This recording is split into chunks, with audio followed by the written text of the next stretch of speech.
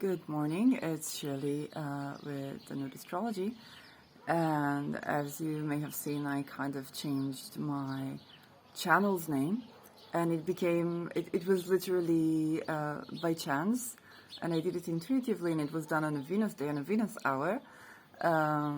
So about the new channel name, it began as a kind of self-joke, because my previous video I recorded nude. And I had my mama watching it and saying, oh, but next time just wear something when you record yourself, otherwise people will not take you seriously. And I was thinking about all the things that I was talking about, Venusian themes and so on and so forth, and the Mars and Uranus being there, and I was like, oh wait, I'm experiencing, you see a cable behind my head, I'm experiencing a situation where I'm dealing with challenges to my channeling, or people kind of trying to intercept certain astral activity. And so channeling science did a great job and kind of helped me cope with a lot of things coming from the academia into the world of intuiting things.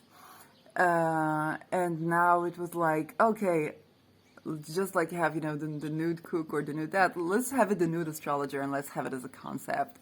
So we'll see how it goes. And it's kind of a mark of a new beginning, again, with Uranus in the third for me, Uranus in Taurus, so it's kind of like an unusual, eccentric way. It's not that eccentric, you don't really see anything, it's just me doing that nude, celebrating summertime. And the transit for today is going to be Venus sextiling Chiron and trining Saturn. So Venus has been trining Saturn for a while. She was sextiling Jupiter in Aries. Now she's sextiling Chiron in Aries. And the sextile to Chiron is not very long lasting. So I just want to kind of bring out the happy concepts, the happy things you can do with this. So with Venus, anything Venusian, it's our relations. It's yonis for people who have yonis, the lips, so above and below. It is also beauty and art and expression. And with, in Venus right now, being in Gemini, so Gemini is very talkative. It can be about social media. It can be about arguments, wit, flirtation. And Chiron right now is in Aries. So Chiron has been in Aries for a while. It's going to be in Aries for a while. And Chiron tends to the old wounds that we have around something. So with Aries, it's around initiation, it's around innovation, it's around starting something new. It's also around aggression, the impulse, also explosive power. With Chiron in Aries, we can have wounds around initiating. We can have wounds around innovating. We can have wounds around, why start? Or we can have wounds of coming on too strong, or initiating that caused rejection. When I think about my previous year, that was a Mars, that was a second house year, and I had Aries there, I was initiating for my business and trying a lot of new things, and then it was like I got a lot of ignore and rejects, as you do when you are initiating something new. And it was very exasperating. I was like, oh, but I'm trying to promote my business and I'm being faithful, and I'm like, I was taking a crisis that I had in relations. I was like, okay, so now I'm going to focus on my business. Now I'm going to take it as a step forward to grow in my business, and it was not happening just yet. And instead, other things happened. That, right now I'm in a lot more of a fancy house than I once was, on the heels. So I was expecting the growth in my business, and not only did I not get that, I actually had to pay more rent But the housing, and I had Mercury there ruling the 4th and 7th house, but the house is like, oh my gosh, this is like, I did not believe that I will ever be living in this house for this price within the crisis. So it came about in an unexpected way. And when Venus sextiles Chiron, it's not going to be something you notice unless you're triggering it. The sextiles and the trines are aspects that come easy, and you need to pay attention. So you can bring awareness and kind of squeeze in the most of it. And this is why I'm bringing this aspect, because I want you to be aware of it. Venus is now trining Saturn. And Saturn is around Deneb Algedy in Aquarius. So that's been ongoing. And Venus-Saturn is kind of like a long-term commitment to something. You know, with me having Venus, the natal Venus in the third opposition in Saturn, it's like, oh, it's the commitment to something that I do on my daily schedule, like daily vlog, daily way of expression, daily tending to the skin, or daily tending to sensuality. It's something that in the third you do it every day, but with Venus in Gemini, it's something of the Venus in Gemini that you now commit to for the coming time to do every day. So practice your Venus every day, and Saturn is going to guard that you're not going to go over the top. You know, let's say I'm at home right now making that you know, a nude vlog of the astrology. So Saturn is going to guard, like right now I saw that the camera is going a bit lower. It's like, oh, I'm going to put it back up. That's like the Saturn effect.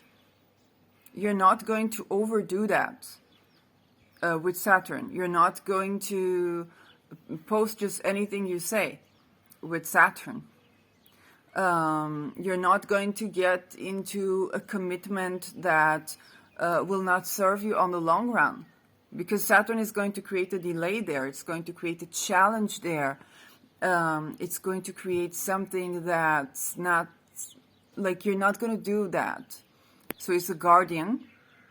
So the trine brings Saturn that is like the wisdom of the old. It's like, okay, you want to do a nude vlog. This is not, you know, OnlyFans, but this is your face and your nude. Which to me, you're like, I have Saturn natally opposing my Venus, so I didn't need an external figure to say that. But with Venus in Gemini, you can be a lot more jovial, and having that Saturn guardianship with wealth redistribution in Aquarius near Deneb Algedy is around making sure that you're going to get your Venus in Gemini joy, your verbal expression, but you're also going to do that in a way that does not denounce responsibility and does not denounce acknowledging the older, or acknowledging, let's say, the rules of your platform,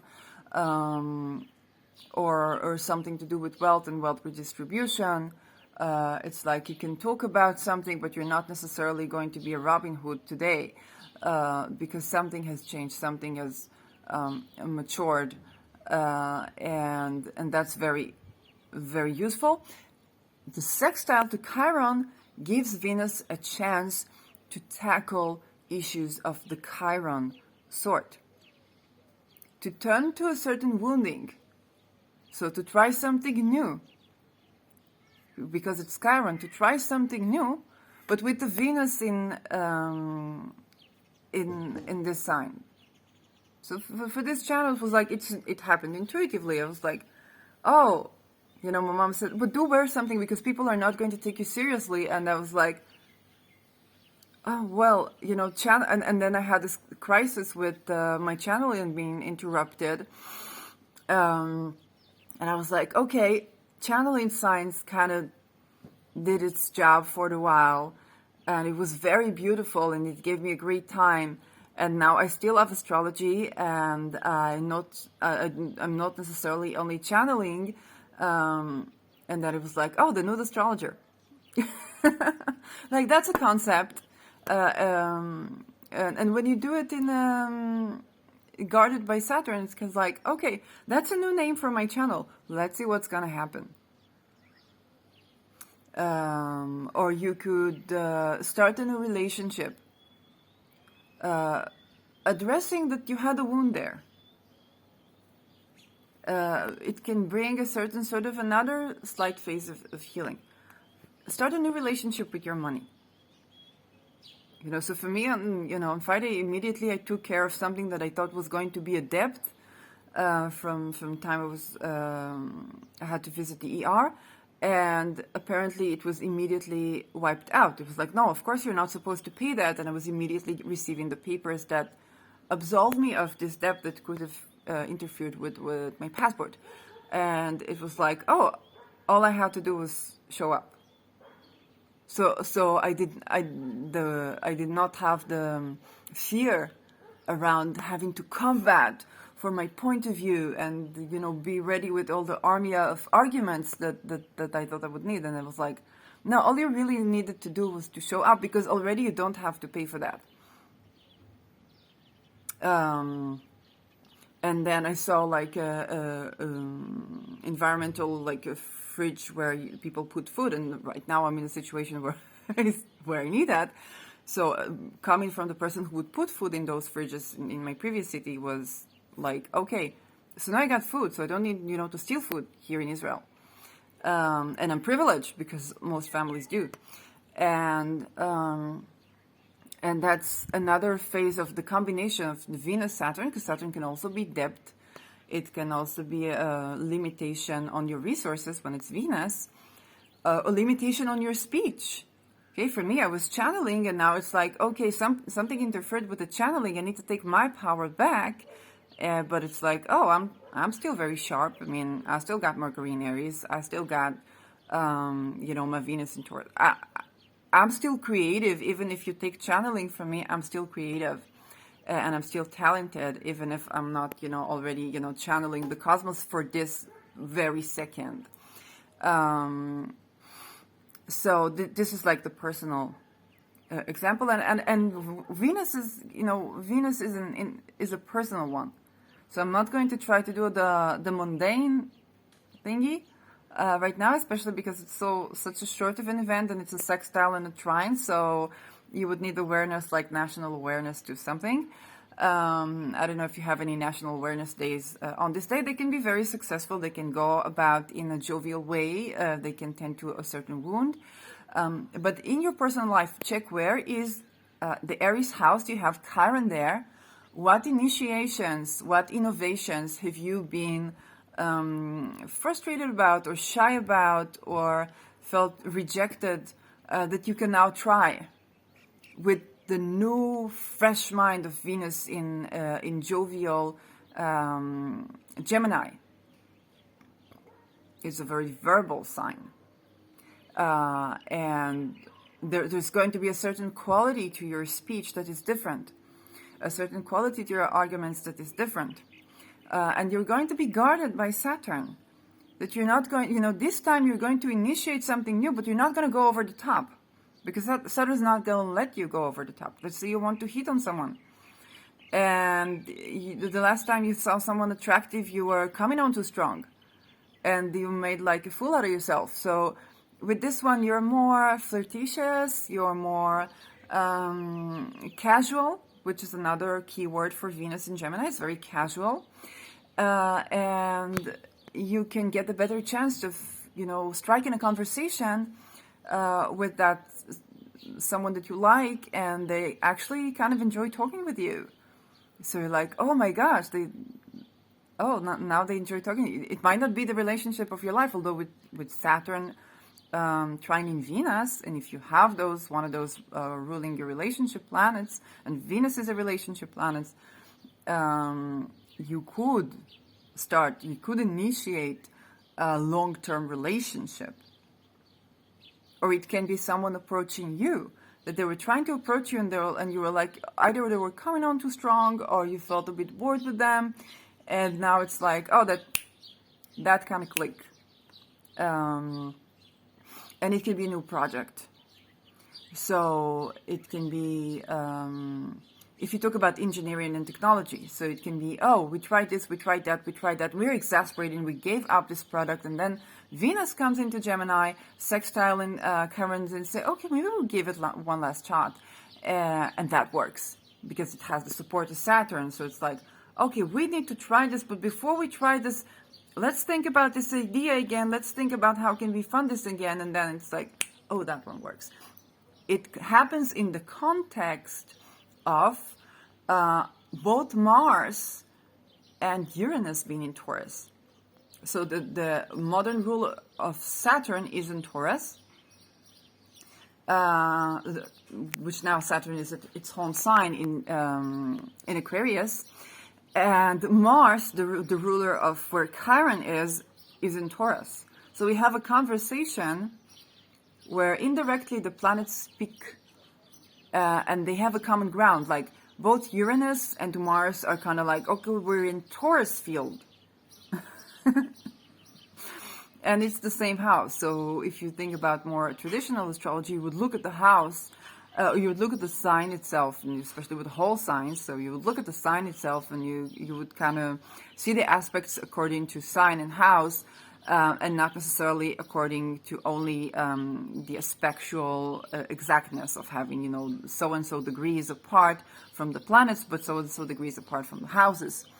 And then when you have two planets in a conversation, in the same house, so it's most like, Uranus, how are you doing with this Taurian thing? And Uranus is like, I'm trying to lift off, but it's Earth.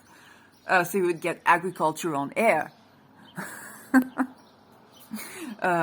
Growing plants on airplanes that don't come off like nuclear power on air that's planned, but that would probably be for the Pluto in Aquarius.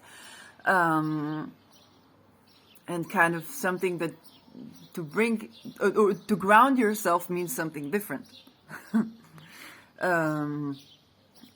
So and then Mars is also informed with the Taurian aspect, and Mars is also it's both ruling explosive power and the ignition with Aries, but it's also the fixed water of Taurus. So it's gonna like it initiates something, but it can pursue it in that kind of intuitive way and get results.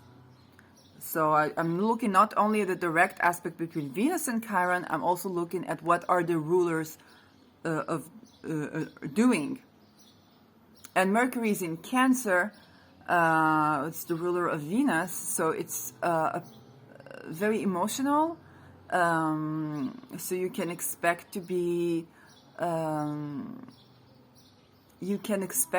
amiable or to steer emotions from people, but in a light way. Because although Mercury in Cancer is like, and it's going out of bounds, it's like a lot of emotions to our communication that can sometimes cloud our communication. Having Venus in the sign that rules Mercury is kind of like, oh, but in Venus in good aspects, it's like, oh, but you can be very emotional or even dramatic, but people are going to relate to that, and they're going to think that there's a certain logic of why you're being dramatic over this issue, why you're being passionate over this issue. They're not just going to see you as an emo or a hysterical person. They're like, oh yes, of course they are very passionate, and they're very teary-eyed, or they're very extreme about this point, because there's a logical argument for that in the real life happenings, logical argument that they're pressing forward. And of course that touches on Venusian things, and with Mercury in Cancer, it's like emotional things or relational things. And so it's natural that people talking even logically about emotions, relations, sensuality are going to have a certain shine in their eyes, or are going to have a certain drama expressed in their face, because it would not be logical otherwise. So all in all, it's a very when Venus is well aspected, is a very favorable time to express yourself, to initiate again, to try something new, knowing that that's going to be something long-lasting. You know, in this case, it was like changing the name of the channel. It's not something you're going to do every week. It's going to be something long-lasting. It's going to be something you're whole with, and represents you on a certain level. So a relationship that you're going to initiate now can become long-lasting, and can help and can tend to the wounds of past initiations that didn't work out, of being impulsive with your passions that you before, and now it's like, okay, I'm going to be informed of my passions, but will execute, kind of implement in a more guarded way, and kind of make sure that the things are fair, that the communication is fair. You know, having Venus in Gemini right now, use the best of it, because Mars is going to reach there and spend a lot of time there. So whatever we establish right now of good communication is something that is grounded. We can go back to when Mars is there, because when Mars is there, we're going to be, it can be heated arguments, but if you go back to those Venus days and say like, yes, I'm passionate about that, but do you remember that I stated that in a diplomatic way? So let's go back to there. Let's go back to the realization we had at the Venus phase, and have that as a new ground. So if you start a relationship right now, and then Mars is going to hit Gemini, and it can be very passionate, very sensual, very sexual, very raw, but also, you know, passionate arguments, then you want to consciously bring in the realizations you've had. Why did you fall in love in the first place? What do you agree upon? What can you agree to disagree right now, so that when that is stirred up again, it's like, oh, but didn't we agree to disagree about it? I understand you're very passionate about it, and I'm very passionate about it, but didn't we already decide that that's going to be a point that we're going to be different in, and we still love each other, and it's still compatible, because with Venus, Saturn, trine, there is compatibility. It is compatible for the long term, unless there are aspects avoiding that. So it's like, okay, I'm not gonna ever be able to do, I don't know, that kink with you. But didn't we agree that we're going to be in a more allowing state of commitment? Or two people agreeing, saying, I'm not going to like this sort of way of spending time, but from time to time I will do that with you. So it's like, didn't we agree that, every once in a while I'm going to go with you to, I don't know, a football play, even though it's not my, the top of my game, but it's not gonna be something I'm doing every day. It's not gonna be every game that I go with you. And then you can go back to that when Mars hits Gemini and stays there for quite a while, and take the happy sexuality of Mars in a verbal sign, and the play with words that in a kind way, and not in crazy making way, or the battle of wits can be jovial rather than bickering. So especially if you have it in one of your home signs, the fourth or the seventh. So that's for today. Do subscribe to me if you want more about daily transits, about all things astrology and cosmology that I do. It's just going to be the nude astrologer from now, and I'm not necessarily only channeling, and that's the new phase of this. If you do want a personal reading, that's available. I can receive your cash through my IBAN, and I can receive your cash through Ethereum or Bitcoin.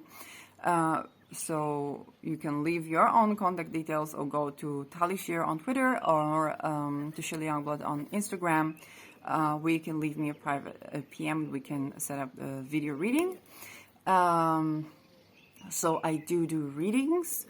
and they're going to be, you know, right now we're in kind of a big crisis, so I'm going to keep them at, you know, $50, and when I get enough people who do that for $50, I will have place for subsidized readings, and so you can sign up for a subsidized reading waiting list if you can't afford a reading and you currently need one, because my business model does accommodate for people who still can't afford my products. So that is for today. Let me know where's Aries in your chart, where's Chiron, which would also be where Venus is in your chart. What are you initiating right now? What have you changed right now? It can be something about the style, it can be something about the way you communicate, something about your verbal approach to things, and what are you committed now long term to do, because that is going to carry happy fruits, even though it's, you know, a small transit.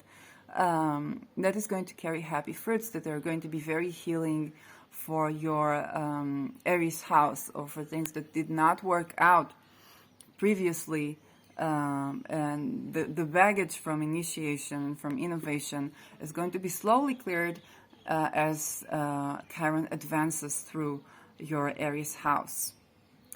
So have a lovely, lovely day, and I'll see you on my next video.